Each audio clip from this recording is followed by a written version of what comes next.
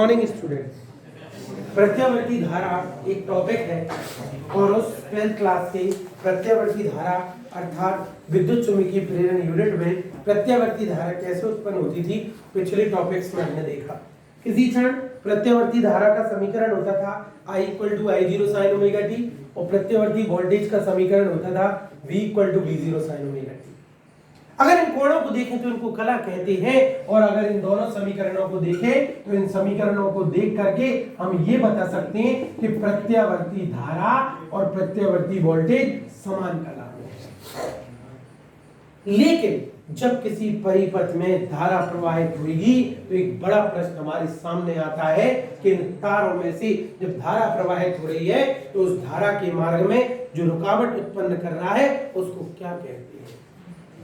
इसी परिपथ में धारा के मार्ग में जो रुकावट उत्पन्न करे उसे प्रतिरोध कहते हैं और किसी एसी परिपथ में जो प्रतिरोध होता है वो तीन प्रकार से होता है, या तो स्वयं R के द्वारा या फिर L और C के द्वारा और या फिर प्रतिबाधा मतलब Z, RL, RC, LC और LCR तीनों लगे हों उसके द्वारा। मतलब किसी विद्युत परिपथ में, किसी एसी परिपथ में, किसी प्रत्यावर्ती धारा परिपथ में धारा के मार्ग में जो रुकावट उत्पन्न करे उसे प्रतिरोध कहते हैं। ये प्रतिरोध तीन प्रकार से होता है, या तो स्वयं R या प्रेरण कुंडली L या संधारित्र C।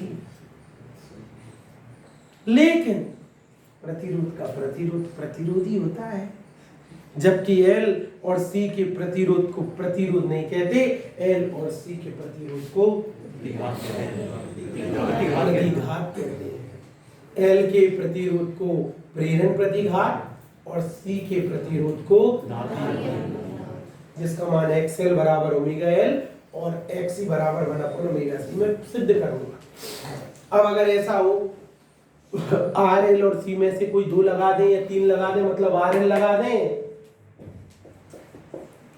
RC लगा दें, LC लगा दें या फिर तीनों LCR लगा दें, इनके परिणामी प्रतिरोध को प्रतिबाधा कहा जाता है। याद करेंगे हम, जैसे R1 और R2 दो श्रेणी क्रम में लग गए तो परिणामी प्रतिरोध R बराबर R1 प्लस R2 होता है। ऐसे ही RL, RC, LC और LCR तीन को या दो को लगा दे तो हम परिणामी प्रतिरोध प्रतिबाधा निकालें। समझ चुके प्रतिरोध, प्रतिघात और प्रतिबाधा क्या होती है। अब एसी परिपथ 7 प्रकार की हो सकती है। नंबर 1 R परिपथ, नंबर 2 L परिपथ, number 3, number 4 RL, number 5 RC, number 6 LC और नंबर 7। और मेरे प्रिय बच्चों, इन प्रमुख 7 परिपथों में प्रथम 3 परिपथों में हम वोल्टेज और कला में धारा में संबंध निकालेंगे कि कौन आगे कौन पीछे, और RL, RC, LC और LCR में हम प्रतिबाधा निकालेंगे। तो लीजिए हम शुरुआत करते हैं प्रत्यावर्ती धारा परिपथ के 7 प्रकारों की हम शुरुआत करते हैं। डियर स्टूडेंट्स, हम पहले परिपथ की बात कर रहे हैं R परिपथ की। जब किसी एसी स्रोत से प्रतिरोध R लगा हो, इसे R परिपथ के नाम से भी जाना जाता है। और एसी स्रोत से जब R दिया हो तो वोल्टेज लगा रहे हैं और धारा लेकर के अर्थात वोल्टेज और धारा में संबंध स्थापित करना है। तो प्रतिरोध से किसी एसी स्रोत को जोड़ दिया तो किसी क्षण स्मॉल t पर प्रत्यावर्ती voltage V = V0 sin omega t चला गया। वोल्टेज तो लगा दिया, मंजिल कौन है धारा, तो लगा दो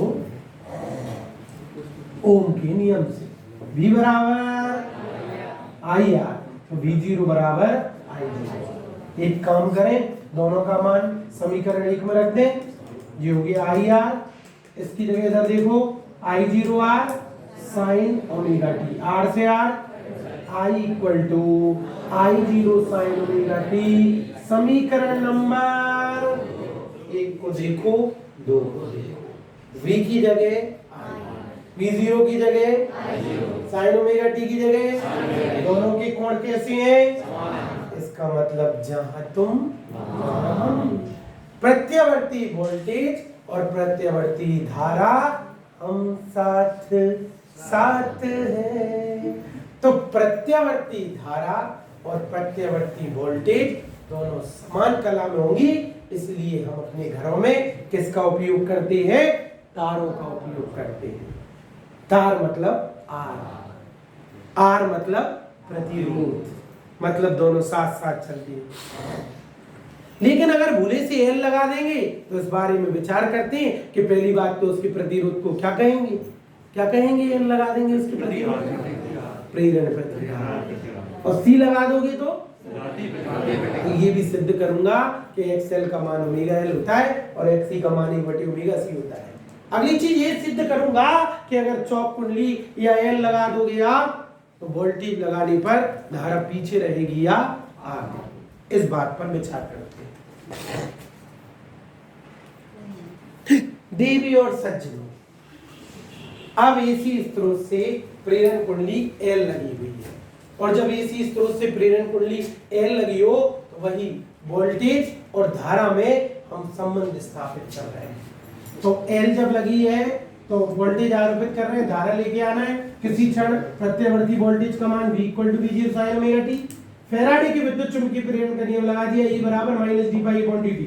चुंबकीय फ्लक्स में परिवर्तन होता है, प्रेरित विद्युत भाग बल अर्थात वोल्टेज के बराबर। स्वयं प्रेरण की विधि से फ्लक्स बराबर Li रख दिया, L को बाहर निकाल दिया, V का मान दिया v0 sin ओमेगा t। मंजिल कौन हैगी? I और मिल कौन रही है? क्रॉस मल्टीप्लाई कर दो, माइनस इस तरफ ले जाओ, -v0/L sin omega t, dt को भी इधर ले जाओ, dt = di। हमें di मिली है और हमें निकालना क्या है? तो दोनों तरफ क्या कर लूं? समाकलन। नियत राशियों का कभी भी समाकलन di का i, नियत राशि को बाहर निकाल लो और समाकलन sin omega t dt। sin theta का समाकलन -cos ओमेगा t बटे ओमेगा dt हट जाएगा। यस और नो? कह दीजिए हाँ। इस समीकरण की तुलना अगर इस समीकरण से करना है तो v की जगह i, तो v0 की जगह क्या आना चाहिए? i। ओम का नियम v बराबर IR, तो i बराबर क्या हो जाएगा? v/r। यस और नो? तो ये हो गया v/ओमेगा l। किसकी भांति व्यवहार करेगा? r की भांति। क्यों? v/r को ही I0 लिख पाओगे ना? अरे v/r, v बराबर IR, I बराबर v/r। इधर कर रहा हूं मैं v0/ओमेगा l।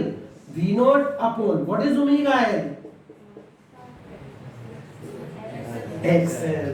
क्योंकि R के प्रतिरोध को क्या कहते हैं? 10 बार बता दिया, XL।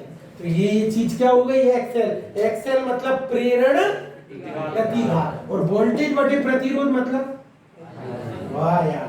तो समीकरण को हमने चेंज कर दिया, ओमेगा l और माइनस माइनस प्लस हो गए और cos थीटा को लिख दिया sin 90 माइनस थीटा। लिख सकते हैं sin 90 प्लस थीटा भी cos थीटा होता है और sin 90 माइनस थीटा भी cos थीटा होता है। यहाँ ऋण चिन्ह केवल दिशा को दर्शा रहा था, तो ये ऋण चिन्ह को आप हटा दीजिए, मत लीजिए। सिंपल सी बात है, मैं भूल गया था। sin थीटा का अवकलन माइनस cos थीटा, इधर माइनस चलता रहेगा, isn't it? Yes or no? और cos थीटा को किस रूप में लिख दिया? क्योंकि मैं इसकी तुलना इससे करना चाहता हूं, तो v की जगह i, v0 की जगह I0 और sin थीटा के ही रूप में होना चाहिए, इसलिए इस cos थीटा को काय में बदल दिया 90 minus theta. sin 90 minus theta, minus का अंदर गुणा कर दो, ये ऋणात्मक हो जाएगा और ये इधर लिख दिया मैंने। सिंपल सी बात है, ये तो चल ही रहा था, ठीक है। यस और नो? इस चित्र को अपन एक काम करते हैं, यहाँ पर यह परिपथ और इस पर प्रत्यावर्ती वोल्टेज आरोपित कर रहा है, ठीक है। ये डेरिवेशन यहाँ से शुरू है, पेज 1, पेज 2 और ये पेज 3। अब v0/ओमेगा l, what is omega l? हाँ, XL। और XL मतलब प्रेरण प्रतिघात और वोल्टेज बटे प्रतिघात मतलब, वाह, I इक्वल टू उस समीकरण में क्या हो गई? I। साइन माइनस का गुणा करोगे तो ओमेगा टी माइनस, प्लस वाला माइनस और माइनस वाला वाह। समीकरण 2, समीकरण 1 को देखो, 2 को देखो, कौन आगे कौन पीछे? वोल्टेज आगे और धारा पीछे। धारा कितनी पीछे? 90 डिग्री पीछे। अतः एल परिपथ में प्रत्यावर्ती वोल्टेज प्रत्यावर्ती धारा से कितने कलांतर? π/2 कलांतर कैसी होती है?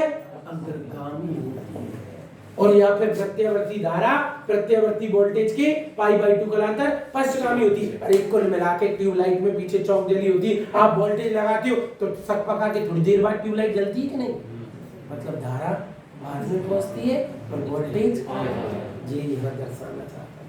तो दो चीजें सिद्ध हो गई इस एल परिपथ में, एक तो वोल्टेज आगे धारा पीछे, और दूसरी एल परिपथ की जो प्रतिरोध होती है उसे प्रतिरोध नहीं कहते, उसे क्या कहते हैं? प्रेरण